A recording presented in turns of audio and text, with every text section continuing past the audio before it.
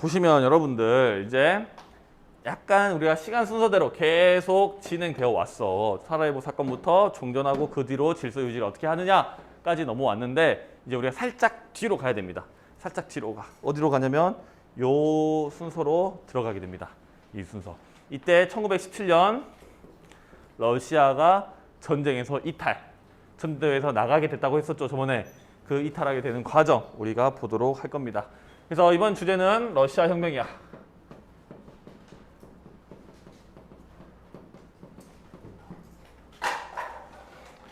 첫 번째 러시아 혁명의 첫 번째 배경부터 보도록 하겠습니다.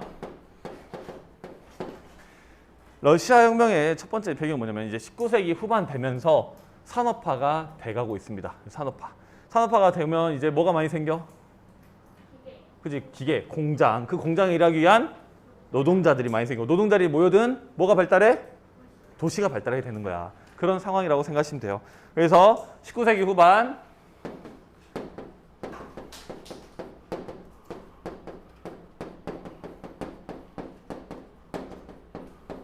산업화가 돼가고 있습니다. 그러니 아까 방금 얘기한 것처럼 노동자의 수가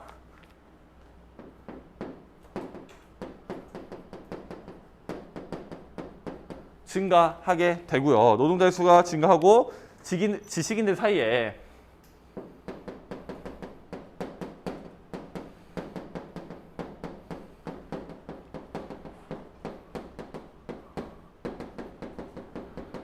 지식인들 사이에서 사회주의 사상이 이제 퍼지게 되는 거야. 사회주의는 우리가 예전에 가르쳐 들었으니까 따로 이야기는 하지 않겠습니다. 사회주의 사상이 번지게 돼요. 그러면 봐봐. 비슷한 생활을 하고요. 비슷한 걸 먹고 비슷한 벌이를 하고 살아. 그럼 그 사람들은 이제 불만 사항도 비슷해. 비슷하죠. 그럼 삶이 괜찮아 안 괜찮아? 이때 이 사람들 삶이 안 괜찮아. 일은 많이 하고 돈은 적게 받고 이런 생활 수준이었단 말이야. 그래서 불만이 점점 증가하게 되고요. 그 결과 개혁을 요구하게 됩니다. 이때 러시아는요. 황제가 정치라는 제정시대였어요. 제정시대. 황제가 정치하고 있는 제정시대였습니다. 그러다가 이제 무슨 일이 터지자면 러일 전쟁이 발생하게 됩니다.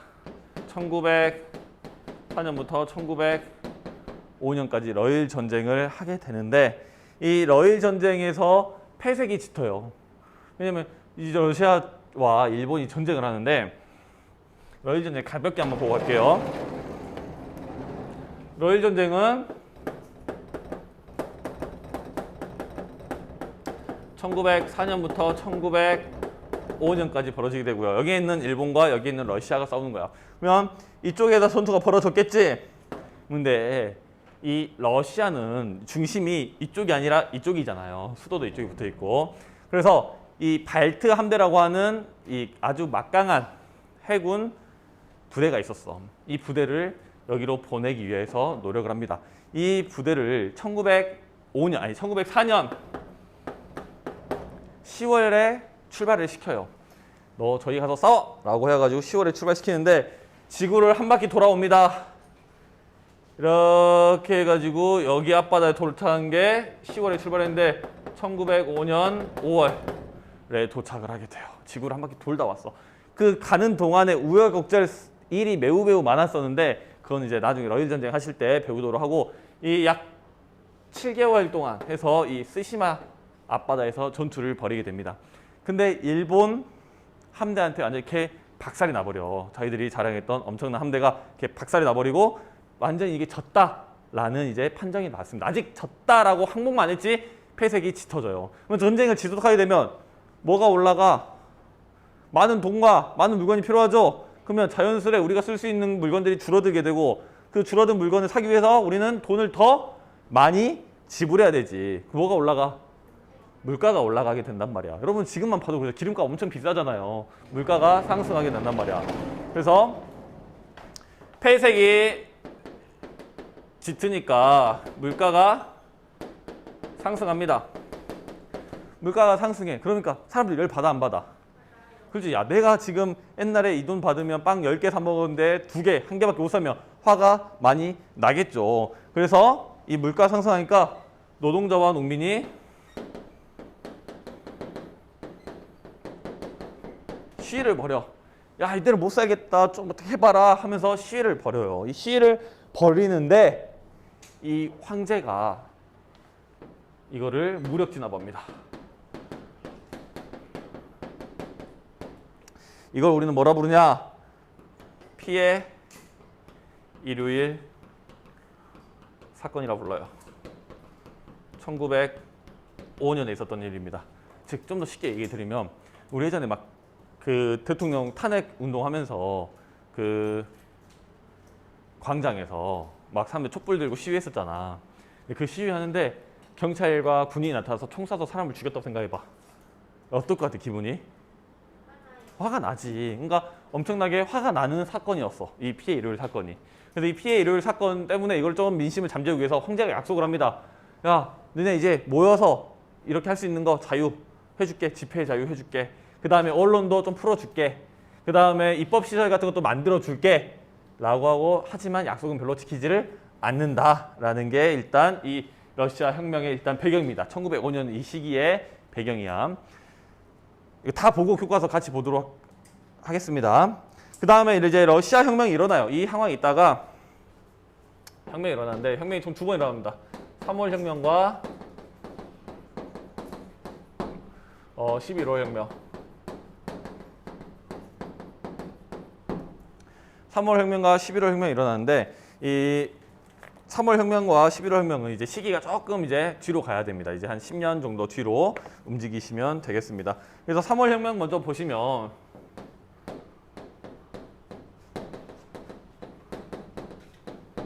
주체가 누구냐면,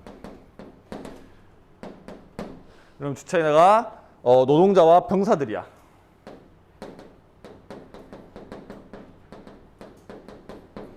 요구사항은 뭐였냐면요, 전쟁 중단, 그 다음에 차르 퇴진, 차르가 퇴진하거나 또는 이제 타도, 이제 전쟁을 중지한다. 퇴진 또는 타도라고 합시다. 여기서 말하는 전쟁은 약 10년 정도 후니까 무슨 전쟁일까? 그렇지, 1차 세계대전을 이야기해요. 1차 세계대전. 그래서 1917년 3월이야. 1917년 3월. 3월에 3월 혁명이 일어나요. 이 노동자들이 전쟁이 지속되니까 먹고 살기 힘들어. 그러니까 시위를 벌여. 그래서 병사들이 막으러 가는데 병사들도 같이 껴가지고 시위를 벌여서 혁명을 일으킨 게 이 3월 혁명이야. 그래서 뭘 원했냐면, 이제 1차 세계대전 그만하자. 전쟁 그만해. 그 다음에 차르 너 이제 내려와. 라고 합니다. 그래서 여러분들 보시면 결과가 어떻게 되냐면 소비에트라는 거를 만들게 돼요. 협의체를 이야기합니다. 일단 마지막에 한번 설명드릴게요.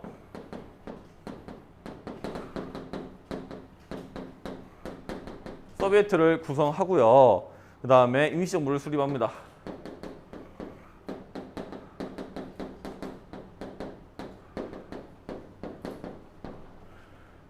야, 근데 원했던 게 뭐야? 전쟁 중지와 차르 타도였지. 임시정부가 수립된 거 보니까 차르는 타도한 것 같아. 근데 전쟁 중지했단 말이 없지. 전쟁 중지하지 않아요. 그러니까 사람들이 화가 또 나. 야, 전쟁 중지하라고 해서 우리 혁명 이렇게 했는데 왜 전쟁 안 끝내? 이거 너희들 안 되겠네. 한 번이 어렵지. 2번 어려워? 또 혁명을 일으켜요. 또 혁명을 일으켜. 이건 우리는 11월 혁명이라고 합니다.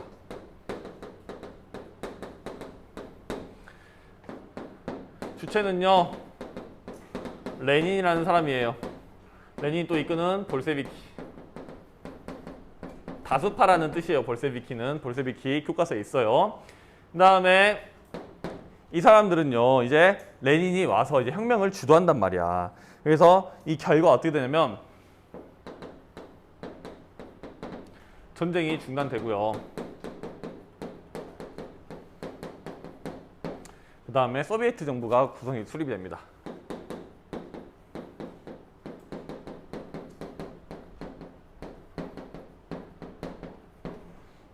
소비에트 정부가 수립이 된다라는 거까지 알아두시면 되겠습니다.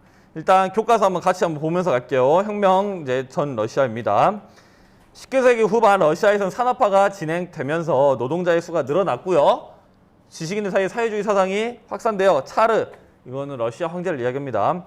차르 체제를 비판하며 개혁을 요구하는 움직임이 활발해지고요. 그러나 차르 체제는 유지되고 생활이 어려웠던 노동자와 농민의 불만은 점점 쌓여져 간다. 아까 다 설명드렸고요.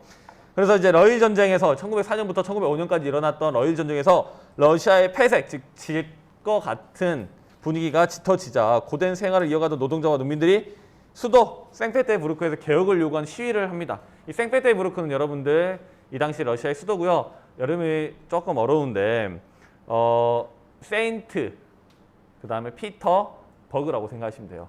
성스러운 피터가 베드로야. 베드로의 땅이라는 뜻입니다. 그래서 상트페테르부르크라고 불러요. 그를 러시아 발음으로. 오케이? 어렵게 생각하지 마시고요. 그 다음에 이때 정부가 무력을 사용하여 진압하고요. 희생자가 발생합니다. 이걸 우리는 뭐라 부른다고?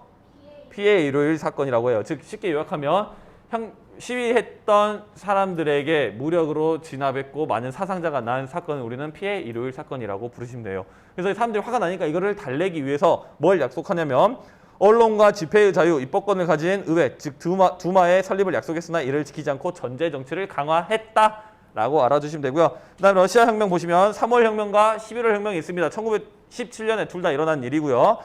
보시겠습니다. 러시아는 제1차 세계대전에 참전했으나 패전을 거듭하고요. 경제 상황이 악화되어 국민의 생활은 비참해집니다. 지금도 우크라이나와 러시아 전쟁하면서 전쟁이 길어질수록 사람들의 삶에 별로 좋은 일은 없다라는 거죠. 그래서 이에 전쟁 중지와 차르 타도를 외치는 봉기가 일어났고요. 1917년 3월 노동자와 병사의 대표들이 소비에트를 구성하여 차르를 몰아내고 임시정부를 수립합니다. 이걸 우리 뭐라 불러? 3월 혁명. 근데 원했던 건 차르 타도와 전쟁 중지였는데 소비에트 구성하고 임시정부 수립해서 차르를 타도하지만 전쟁을 중지하지를 않죠. 그러니까 다시 그 해 같은 해 11월 혁명이 일어납니다. 이거는 1917년 11월이에요. 그래서 레닌이 주도하는 이제 혁명이 일어나게 됩니다. 그래서 임시정부가 전쟁을 계속하자 레닌이 주도한 볼세비키가 무장봉기를 일으켜 임시정부를 타도하고 무너뜨렸다는 말입니다. 소비에트 정비를 수립합니다. 이것이 우리는 11월 혁명이라고 하고요. 혁명 후 레닌은 독일과 단독으로 강화적을 맺고 전쟁을 중단합니다. 즉 독일 입장에서는 한날 희망이 보이는 거야. 이제 동부전선은 사라지게 되는 거고요.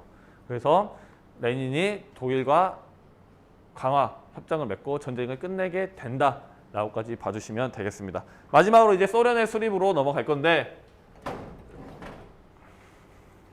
이것만 보면 끝내니까 우리 좀만 힘냅시다. 세 번째, 소련의 수립입니다.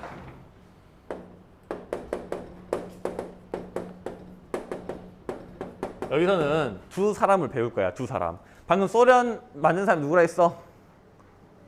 아까 처음에 혁명 일으켰던 사람. 방금 배웠잖아. 레닌이 무슨 일을 했고요. 레닌의 후계자, 여러분들 이름을 들어봤던 친구도 있겠지만 스탈린이라는 사람이 무슨 일을 했는지만 정리하시면 됩니다. 그래서 레닌은요, 첫 번째로 코민테른을 구성하고요.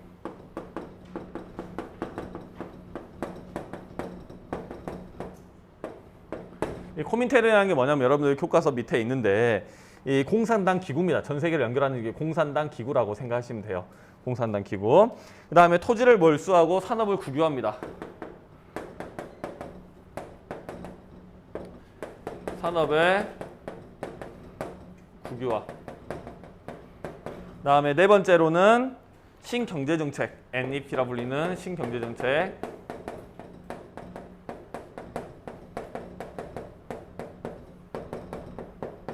다섯 번째로 소련을 수립해요. 소비에트 연방공화국을 우린 소련이라고 합니다. 1922년에 수립하게 됩니다. 봐봐. 일단 코민테른 구성해가지고 이제 공산당 기구를 만들었어요. 그 다음에 이제 토지를 몰수하고 산업을 국유화해서, 국유화란 말은 무슨냐면 국가가 소유한다라는 거야. 왜 레닌은 토지를 빼앗고요, 산업을 국유화시켰을까? 우리 사회주의 배웠던 거 잘 생각해봐. 사회주의는 뭘 추구해? 그렇지, 평등 사회를 추구합니다. 그래서 말해줬죠. 능력에 따라 일하고 필요에 따라 분배받는 거야. 그러니까 산업을 생산할 수 있는, 생산물을 만들어낼 수 있는 생산 기구는 모두 다 국가가 소유해야 된다는 거지. 거기서 너네 뭐만 하면 돼? 거기 가서 일하면 돼. 그 일에 대한 생산물은 누구 거야? 국가 거지. 국가 거야. 능력에 따라 일을 해. 그 다음에 필요에 따라 이제 국가에게 받으면 되는 거야. 뭔 말인지 알겠지? 근데 봐봐. 일을 잘해가지고 하루에 공장에서 150개의 통조림을 만들었어. 일을 조금 덜 잘해가지고 하루에 100개가 만들었습니다. 그러면 100개 다 가져가. 150개 다 가져가는 거야. 그러면 내일 150개 만들고 싶어? 아니지. 그러니까 신경제정책을 펴는 거야. 신경제정책. 자본주의를 조금 가지고 옵니다. 그러니까 봐봐. 현물세. 만약에 하루 80개 할당량이라고 했으면 하루 80개 국가에다가 주고 20개 가져갈 수 있고요. 70개 가져갈 수 있어. 무슨 말인지 알겠지? 이 신경제정책이 이런 것들을 자본주의를 좀 가지고 옵니다. 그러면 그렇게 하면 저녁에 자다가도 공장 생각이 나 안 나? 나지. 얼른 가서 통조림 더 만들고 싶지. 왜? 더 만들면 다 네 거니까. 그런 것처럼 신경제정책을 시행하지만 큰 효과를 막 보진 않아요. 어쨌든 그 다음에 그런 것들을 하고요. 그 다음 1922년에 소비에트 사회주의 공화국 연방이 만들어지게 됩니다. 그래서 이제 소련이라는 나라가 나타나게 되고요. 마지막으로 이제 스탈린 보시면 두 개야, 이 친구는. 중공업 중심의 경제개발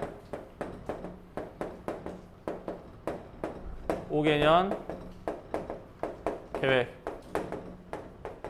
이게 있고요. 두 번째로는 이제 숙청 갑니다. 독재 체제를 강화를 하죠. 즉 여러분들 스탈린 하면 숙청하면 스탈린 떠오르시면 돼요. 나의 정치적인 적, 내 말에 반대하는 자, 이 자들은 다 죽여버리는 거야. 그래서 숙청하고요. 그럼 내 말을 잘 듣는 사람들만 남았겠지. 그러면서 이제 독재 체제를 강화할 수 있게끔 되는 거고. 이제 플러스 알파로 교과서는 안 나오지만 그냥 우리가 그냥 기본 상식으로 알아두시면 우리 이제 강제 이주와 관련돼 있어요. 강제 이주. 연해주나 이쪽 북쪽에 살던 우리 고려인들을 이제 이주시켜서 이제 중앙아시아 고려인들을 만들어낸 사람이 이 스탈린이라고 보시면 됩니다. 중앙아시아로 강제 이주를 시킨 사람이 스탈린이라고 보시면 돼요. 그래서 교과서 한번 볼게요. 레닌은 사회주의 개혁을 추진하여 지주의 토지를 몰수하고 산업을 국유화했습니다. 그럼에도 경제난이 계속되자 소규모 기업 활동을 인정하고요. 농민이 현물세를 내고 남은 생산물을 자유롭게 판매할 수 있게 하는 등 시장 경제를 일부 인정한 신경제 정책을 시행합니다. 그다음 1922년에 소비에트 사회주의 공화국 연방을 수립하고요. 그다음에 15개의 연방으로 된 국가로 성장시키게 됩니다. 그다음에 레닌의 뒤를 이은 스탈린은 중공업 중심으로 이제 경제 발전을 하고요. 그다음에 숙청을 통해서 독재 체제를 강화했다라고까지 봐주시면 되겠습니다. 그다음 지식 플러스에서 보시면 코민테른과 사회주의 확산인데 쭉쭉 읽어보시고 여기서 보시면 뭐가 중요하냐면 뭐 덩샤오핑, 호찌민, 즉 중국의 덩샤오핑, 베트남의 호찌민, 그다음에 우리나라의 박헌영 이런 사람들이 이제 사회주의 교육을 여기서 받았었다라고까지 정리해 두시면 되겠습니다. 혹시 질문 있는 친구 없어? 없으면 수업 끝.